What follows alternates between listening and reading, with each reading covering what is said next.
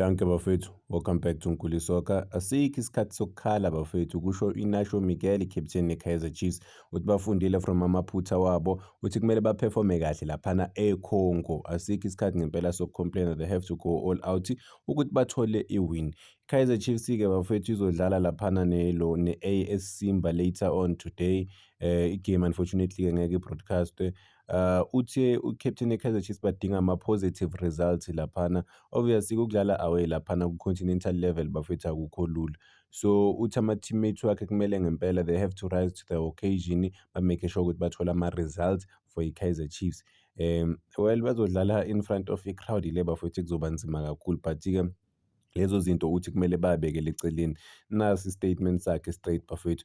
Uthi-ke izinto manje zi-complicated, uthi kodwa asikho isikhathi sokcomplaina, uthi nge-word about i-ground, it's time ukuthi bafocus bona ku-mission yabo. Uthi balaphana eCongo ngegoli nje elilodwa, bafocus ukuthi bawine i-game le abazoyidlala. I mean i-weather ubani uMdusha balala or uMaboy, between the two of them bashilo nabo ukuthi ngathi bacomplaina nge-heat lalapha, but-ke yizo izinto Inacio Miguel ukuthi asikho ngempela isikhathi sokcomplaina, they have to try and adapt laphana. Inacio Miguel uyaqhubeka ngestatement sakhe bafethu, uthi bafundile from amaphutha wabo lawa walaphana e-Angola, uthi i-part of i-process. Uthi-ke baya-understand noma bayazi ukuthi yini abayenze wrong laphana ku-first round of i-CAF Confederations Cup. Uthi abafuna ukuphinda futhi benze lamaphutha wabo. Uthi-ke bafocus ukuthi bakwazi ukubuya ne-win from e-Angola, and then ku-second leg abazoyidlala laphana eDobsonville bebe relax kangcono. But-ke uthi in order ukuthi bathole laphana le-win le kumele basebenze kanzima, babe committed. Uthi ucabanga ukuthi bonke as i-team babe well prepared bafethu ukuthi bakwenze lokho ukuthi bawine laphana. Well, Angolan defender bafethu ukhuluma nge-confidence. Well, ama-expectations obvious makhulu. Uthi uyaqhubeka laphana, uthi iSimba bayayazi ukuthi i-physically and futhi mathi physical no-goalkeeper okhona emude kunabo bonke u-goalkeeper engike ngababona bafethu lapha ku-press conference ume nabantu, but ule phezulu la-goalkeeper akudingi nokuthi agxume phela lo muntu ukusave ibhola mude. Asazi ukuthi bazodila kanjani naloya goalkeeper omude kangaka. Yiyo-ke i-physical akhuluma ngayo. At the same time-ke nabadlali bakhona, okay, they are more physical compared to ama-South African players or ama-player we-Kaizer Chiefs, but bakhona abambalwa abanayo leyo height leyo. Yena uMiguel noLilepo banayo leyo height, but abaningi abanayo. I was surprised mebeshiya uSilva because of uDa Silva unayo leyo height leyo akufani, and then u-Ighodaro unayo leyo nto leyo ukuthi bekazokwazi ukulwa. Kodwa kasiqhubeke ngamagama ka-Inacio Miguel bafethu ukuthi uthini. Njengoba uthe Sincane Stadium abadlala kuso bazodila nama-long balls, but uthi ba-ready ukudila nama-long balls, and bayazama ukusebenza kuleyo nto leyo, and bazokwenza ukuthi lese ba-succeed overall. I mean masibheka i-statement sakhe lana u-Inacio Miguel bafethu, yes, the game is gonna be physical. Sincane Stadium, I think capacity yakhona 10,000 or so, and umphathi walaphana kuleya team leya ucele bonke abantu bakuleya province le ukuthi bahlangane noma babumbane babe into eyodwa baye laphana e-stadium, noma kuthiwa ufavor enye i-team, but uyasho ukuthi nje i-moment enkulu for i-team laphana ukuthi yenze kahle, ukuthi izame ngempela ukuthola ama-result overall. So for bona le game la bayi-treat-a as i-history bafethu, bathi history yalaphana ethimini yabo. So kubaluleke ngempela ukuthi bakwazi ukuwina, bathenjiswe ney'mali izumbulu zamarandi bafethu once nje bakwazi ukuthi bayishaye i-Kaizer Chiefs overall laphana. But yeah, iyo i-game bafethu ezodlala enzima kakhulu. Inacio Miguel uyasho ukuthi u-ready. Nayo i-predicted lineup njengoba i-Kaizer Chiefs bafethu i-serious ifuna ukuwina i-game, ifuna ukudlala kahle. Nayo i-predicted lineup obviously lapha ku-goalkeeper bazoqala ngoPeterson, uye currently o-number 1 lapha no-Kaizer Chiefs, unawo lawo ma-clean sheets lawo important for i-team, and then lapha emuva badinga nabo i-physique kakhulu bafethu. So bazoqalisa uKwinika noMiguel. uMiguel siyazi ukuthi unokuba easily exposed laphana, but i-aggression yakhe iyadingeka kule game le nenkani yakhe ukuthi kube utamatisi abantu akusebenzi this game. And then kwa-left back uCross unayo i-physique, so uzokwazi ukudila namabhola isikhathi esiningi, ama-aerial balls nakwamanye ama-department uzokwazi ukubasiza. And the coolest thing ngayo ukuthi aka-take ukuya phambili isikhathi esiningi, akanayo leyo nto leyo. Isikhathi esiningi uhlezi asemva kwe-line le ye-centre even when the team is attacking. So in terms of ukuhlala ku-position yakhe ubaluleke kakhulu.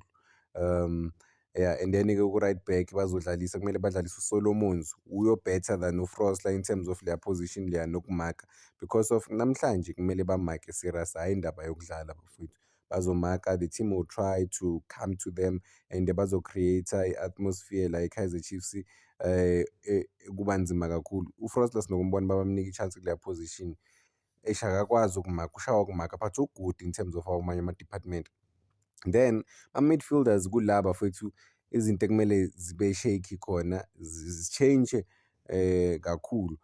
Kumele baqale ku-midfielder, kumele baqale ngomthetho, i-aggression yakhe yes i-right, but guess what, kumele kuqale uLebohang Maboy bamphere nomthetho. Why uLebohang Maboy important kangaka ukuthi bamqalise bafowethu?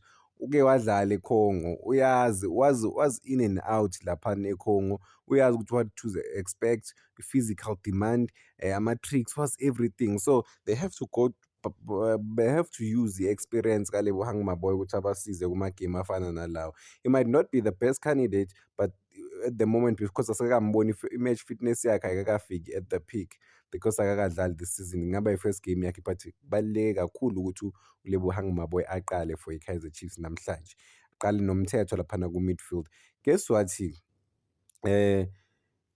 so Gaston Sireno kumele ayiqale i-game. I don't know like i-fitness ka-Gaston Sireno, because isikhathi esiningi akaqala ama-game ungena late, but guess what, if u-ready ukuthi adlale i-full game or bazomkhipha boma-second half boma-70 minutes or so asazi, but kumele adlale. Why uGaston Sireno abalulekile? Naye same thing njengoLebohang Maboy, uyazi lapha eCongo kuma-Mamelodi Sundowns bake baye, uyazi i-physique yokudlala e-Africa, uyazi, he knows very well everything about ukudlala kulama competitions lawo or kulama countries lawo, when they try to create environment ibe frantic. Under iMamelodi Sundowns bayakwazi ukuphumelela noma kuthiwa kunzima kangakanani, noma kuthiwa baya kumaphi ama-country. So yibo abadlali kumele baqale ku-midfield, and then badlali lapha ku-left wing badlalise uShabalala.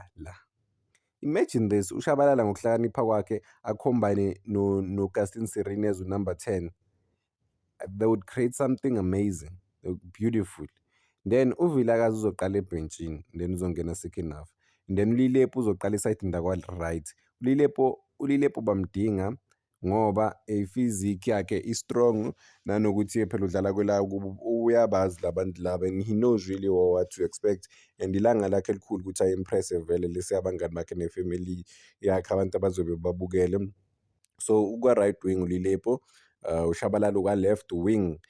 Angadlala even uShabalala akumelanga futhi ahlalele eceleni njengoModi ame kubhala, no, abe a-drift in, asondele, adlale kodwa i-wing le engasiyo i-wing le ekugcineni, bazokwazi ukuya phambili and then ba-create ama-opportunities lapha for i-Kaizer Chiefs.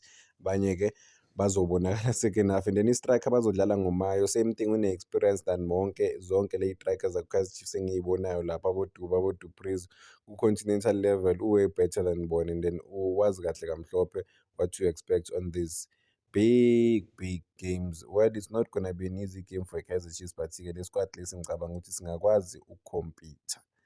I think omunye ongakwazi ukudlala, yabona uNdlovu angakwazi ukudlala, looking at possibly abantu abangaqala kuzoya ngabe i-Kaizer Chiefs angakwazi ukudlala uNdlovu. Aggression yakhe ibaluleke kakhulu. uNdlovu uyi-warrior, uyi-fighter, angakwazi ukudlala kule game le, and then angakwazi ukudlala igame enhle kakhulu. But-ke kulele yonke into ilele kuphi kuma-coaches ukuthi bazoqalisa obani. This was just my predicted starting lineup ze-Kaizer Chiefs. Danko bafethu, cela ningakhohlwa uku-like and subscribe.